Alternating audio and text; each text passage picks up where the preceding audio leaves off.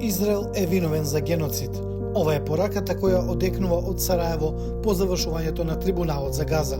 Учесниците од повеќе од 30 земји, вклучувајќи правници, активисти и академици, во завршната декларација го обвинија израелскиот режим за систематско уништување на палестинскиот народ. We demand an immediate end to those crimes, including the occupation, the siege, the apartheid and the genocide, and freedom for Palestinian prisoners.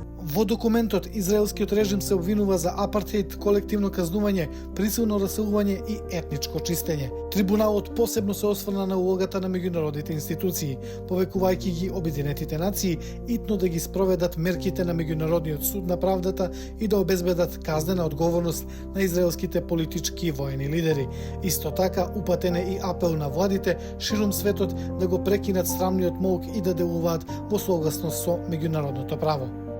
The impact and what makes us different, if you like, from what the work of the International Criminal Court and the International Court of Justice is that we're speaking unfiltered with not only voices of experts, but also the voices of the victims of what is going on now in Palestine and in Gaza. And I think because those words, I think, are being heard primarily by civil society, and by populations around the world, we're hoping it's going to move them for further action on their own governments. Следниот чекор е мобилизација на цивилниот сектор и правна битка пред меѓународните судови, затоа што, како што повеќе пати нагласија, палестинските животи треба да се спасуваат веднаш.